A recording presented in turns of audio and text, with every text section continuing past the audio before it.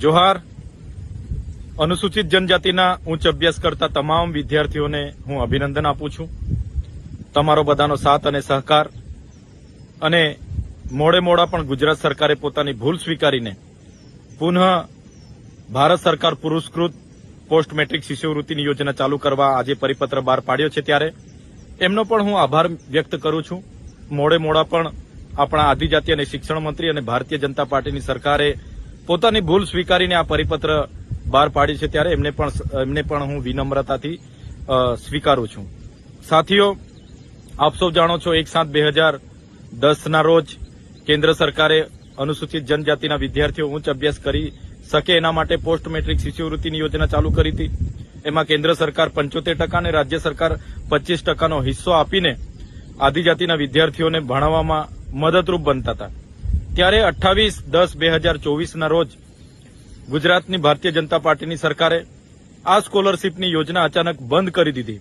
ત્યારબાદ અમે વિદ્યાર્થી નેતા એવા યુવરાજસિંહ જાડેજા સાથે સૌપ્રથમ બિરસા મુંડા ભવનનો ઘેરાવો કર્યો. ત્યારે પણ હજારો વિદ્યાર્થીઓ અમારા સહકારમાં હતા. બાદમાં અમે વિધાનસભાનો ઘેરાવો કરવાનો પ્રયાસ કર્યો. ત્યારે પણ હજારો વિદ્યાર્થીઓ અમારી સાથે હતા અને અમારી અટકાયત થઈ. બાદમાં અમે વિધાનસભાના સન્માન્ય ગૃહમાં પણ આ યોજના પુનઃ ચાલુ થાય એના માટે ઉગ્ર અમે રજૂઆતો કરી. માન્ય શિક્ષણ અને આદિજાતિ મંત્રીએ એના લાભો ગણાવ્યા, એના કેમ બંધ કરવામાં આવી એના અનેક કારણો દર્શાવ્યા. છતાં અમે તીવ્રતાથી માંગ કરી અને આ માંગમાં આમ આદમી પાર્ટીનો પૂરો સહકાર રહ્યો. સાથે સાથે કોંગ્રેસના વિપક્ષના નેતા અમિતભાઈ ચાવડા, આનંદભાઈ પટેલ અને જિગ્નેશ મેવાણી સહિત તમામ ધારાસભ્યોએ આમાં અમને સહકાર આપ્યો. અમને તમામને વિધાનસભામાંથી સસ્પેન્ડ કરવામાં આવ્યા, અમને ઉચકીને બહાર લઈ જવામાં આવ્યા. છતાં અમારી માંગ એ વ્યાજબી હતી અને સાચી હતી, જેને આજે સરકારે સ્વીકારી છે. ત્યારે ગુજરાતના તમામ જિલ્લાઓમાં અમે યુવરાજસિંહ જાડેજા સાથે રહીને આવેદનપત્રો પણ આપ્યા છે. આનંદભાઈ પટેલ એમની NSUIની ટીમ સાથે રહીને આવેદનપત્ર અને વિરોધ પણ એમણે દર્શાવ્યો છે.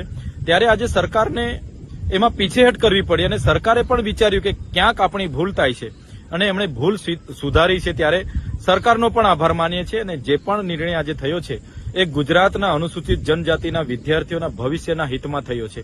ત્યારે એમને સહજતાથી અમે આવકારીએ છીએ. જે પણ વિદ્યાર્થીઓ diploma, degree, ANM, GNM, pharmacy, BSc, MBBS જે પણ કરતા હતા અને ગત વર્ષે જેમને તકલીફો પડી છે, હવે તકલીફો નહીં પડશે એવી આશા વ્યક્ત કરીએ છીએ અને આ વિદ્યાર્થીઓ પોતાની કારકિર્દી, પોતાનું ભવિષ્ય બનાવે એવી શુભકામનાઓ પણ આપીએ છીએ. ત્યારે ફરી એકવાર આજના પરિપત્રને અમે આવકારીએ છીએ અને સૌ વિદ્યાર્થીઓને ફરી એકવાર અભિનંદન પાઠવીએ છીએ.